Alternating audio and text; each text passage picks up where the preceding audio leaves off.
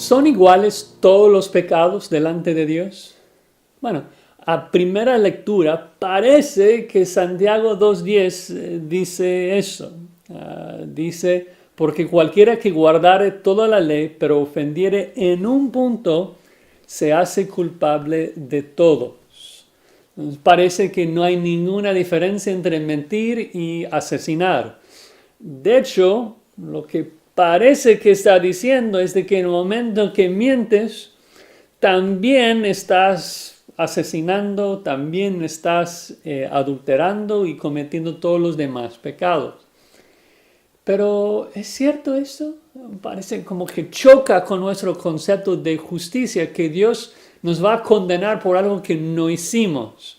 En el sentido de que también cuando pensamos en Apocalipsis 20, al final, cuando se trata del gran trono blanco, no es de que Dios va a juzgar a todos por igual, no es de que Dios va a condenar a la gente por haber cometido todos los pecados, sino que Él va a abrir su libro y juzgar a cada persona conforme a sus hechos, conforme a sus obras, y darle un juicio adecuado en base a lo que esa persona hizo. Entonces parece que necesitamos ver Santiago 2:10 más en su contexto. Y creo que cuando lo hacemos vamos a ver de que la respuesta a la pregunta de si son iguales todos los pecados es un sí y un no. Hay un sentido en que sí, todos los pecados son iguales en que todos tienen la misma capacidad de condenarnos. Es decir, no existe, como enseña la Iglesia Católica Romana, no existen categorías de pecados, algunos veniales, otros mortales. No, todos los pecados son mortales. Todos los pecados son capaces de condenarnos, son iguales en ese sentido. Y eso es el punto del contexto. Santiago 2:9, si hacéis acepción de personas, cometéis pecado y quedáis convictos por la ley como transgresores. Es decir, en el momento que cometes un pecado, no importa cuál sea ese pecado, te mueves de la categoría de una persona justa a la categoría de un transgresor de la ley, que contiene todos los pecados, y en el momento que cometes uno de esos, ya estás bajo la categoría de un transgresor de esos pecados. Entonces, en ese sentido, todos los pecados tienen la misma capacidad, son iguales en términos de poder arrojarnos al infierno. La paga del pecado es muerte y no especifica qué tipo de pecado, cualquier pecado, su paga es la muerte.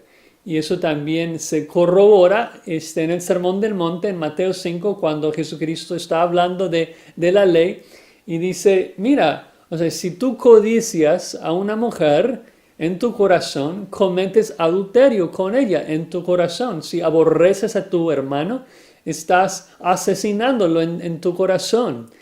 Cualquier pecado, sea físico, sea mental, cualquier pecado tiene la capacidad de condenarnos.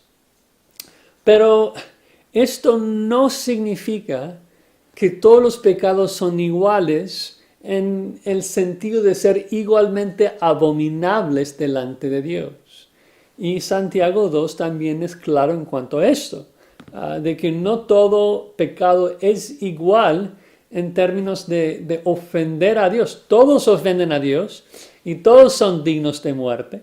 Pero vean cómo continúa Santiago 2. Dice el versículo 11, porque el que dijo no cometerás adulterio, también ha dicho no matarás. Ahora bien, si no cometes adulterio, pero matas, ya te has hecho transgresor de la ley. ¿Ven el punto? ¿No? El punto es que esa persona no comete adulterio, no es adúltero, pero es un asesino. Y el punto es de que en el momento que mata, ya está en la categoría de un transgresor de la ley. Pero no dice Santiago 2 de que en el momento que mata, también está cometiendo adulterio. Está diciendo que no cometió adulterio, pero mató. Entonces existe una diferencia entre el asesino y el adúltero. no son, o sea, no es el mismo pecado. Y Dios va a juzgar a cada uno conforme a los pecados que esa persona cometió. Ahora, ¿cómo es de que nosotros determinamos cuáles son los pecados que más ofenden a Dios? Bueno, hay un par de pasajes que nos hablan de esto. Por ejemplo, en 1 Corintios 6, Pablo nos indica de que fornicar en tu mente no es lo mismo que fornicar en tu cuerpo, porque nuestro cuerpo es templo del Espíritu Santo y unir el templo del Espíritu Santo a una ramera es una ofensa muy grande en la mente de Dios. También vemos en Ezequiel 8 un ejemplo de pecados mayores, en donde dice ahí en Ezequiel 8, el Espíritu Santo está llevando a Ezequiel a ver diferentes pecados en el templo y cuando le lleva a uno nuevo siempre dice lo mismo: vuélvete aún y verás abominaciones mayores. O sea, todo fue abominable, todo el pecado es abominable delante de Dios, pero algunos eran mayores. Entonces otra vez vuelvo a repetir, ¿cómo sé cuáles sean las abominaciones mayores? Bueno, mucho está ligado a la responsabilidad que alguien tiene, la cantidad de luz que ha recibido. Y eso lo aprendemos en Mateo 11. En el versículo 23, Jesucristo está condenando a la gente de Capernaum en Galilea, porque ellos habían visto todos los milagros de Jesús, habían escuchado todos los sermones de Jesús. O sea, tenían al Dios hecho carne enfrente de ellos y lo rechazaron. Y esto les hace muy culpables porque mientras hay, más luz hay, más responsabilidad. Entonces dice: y tú, Capernaum, que eres levantada hasta el cielo, hasta el Hades serás abatida. Porque si en Sodoma se hubieran hecho los milagros que han sido hechos en ti, habría permanecido hasta el día de hoy. Por tanto os digo que en el día del juicio será más tolerable el castigo para la tierra de Sodoma que para ti. Muy, muy clave, muy importante. Está mostrando de que no todos van a recibir la misma condenación en el infierno. O sea, todos los pecadores irán al infierno y sufrirán castigo, pero el castigo no será igual para todos. Cada uno va a recibir un castigo apropiado en base a su pecado. Y según Jesucristo, el pecado que habían cometido los religiosos judíos de Capernaum eran pecados mayores aún que la homosexualidad de la gente de Sodoma y Gomorra, porque ellos habían rechazado directamente al Mesías. Entonces, en resumen, podemos decir que todos los pecados son iguales en términos de su capacidad de condenarnos. Pero no todos los pecados son iguales en términos de ofender a Dios. Algunos son más abominables que otros.